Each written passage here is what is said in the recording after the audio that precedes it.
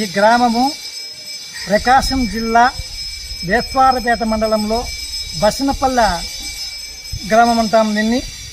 ఈ గ్రామంలో ఇక్కడ వీరాంజనేయ స్వామి వారి యొక్క దేవస్థానం అనేటువంటిది 15వ శతాబ్దంలో శ్రీకృష్ణదేవరాయల కాలం నాటి పురాతనమైనటువంటి అత్యంత ప్రాచుర్యమైనటువంటి వీరాంజనేయ స్వామి దేవస్థానం కలదు. ఇక్కడ ఈ దేవాలయము మరి పునరుద్ధరణ కాలక్రమేణా అనేటువంటిది గ్రామస్తుల చేత బాగా అభివృద్ధి చెందడం అనేటువంటిది జరిగినది. ఇక్కడ మనం చూసేటువంటి ఈ శాసనం అనేటువంటిది 15వ శతాబ్దం కాలంలో శ్రీకృష్ణదేవరాయ కాలంలో నిర్మించబడినటువంటి ఈ శాసనం.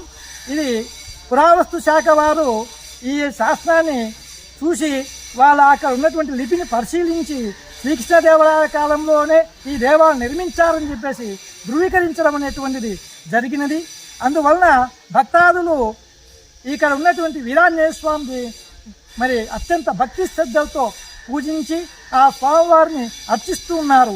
నేటికి కూడా వివాహం కాని వారికి, ఉద్యోగం రాని వారికి, సంతానం లేని వారికి కూడా ఇక్కడ వచ్చి ఎంతోమంది భక్తులు ఆయనను సేవించి అర్చించి తరిస్తూ మరి వాళ్ళు ఉద్యోగాల్లో కానీ, సంతాన విషయంలో కానీ, వివాహ విషయంలో కానీ వాళ్ళు ధన్యత చెందడం జరిగింది. మరి విజయవంతంగా వాళ్ళు సంకల్పించుకున్నటువంటి మనసులో సంకల్పించుకున్న కార్యక్రమాలను కూడా వాళ్ళు పూర్తి చేసుకోవడం జరిగింది. కనుక భక్తాదుల కోరికలు నెరవేర్చేవాడే బసినపల్లె వీరాంజనేయ స్వామి వారు.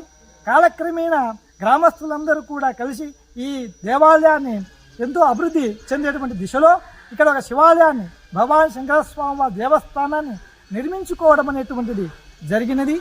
ఈ కాలక్రమేణా ఈ దేవాలయంతో పాటు ఇక్కడ మరి నవగ్రహ దేవాలయము ఏర్పాటు చేసుకోవడము, చిన్న మంటపము.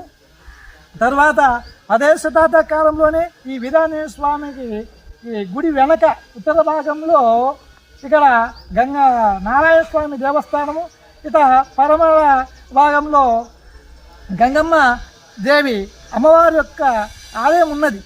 అది కాలక్రమేణా శిథిలావస్థ చేరి ఇప్పుడు నేటి గ్రామస్తులు దాని పునర్వైభవం తీసుకురావాలని చెప్పేసి ఉద్దేశం చేత మళ్ళీ తిరిగి కొత్తగా ఆలయ నిర్మాణానికి పూనుకొనడం, భక్తులందరూ కూడా సహకరించడం, ఆలయ నిర్మాణాలు పూర్తి కావచ్చినాయి. తిరిగి ప్రతిష్ట ఒక్కటే ఉన్నది, అది త్వరలో జరుగుతుంది.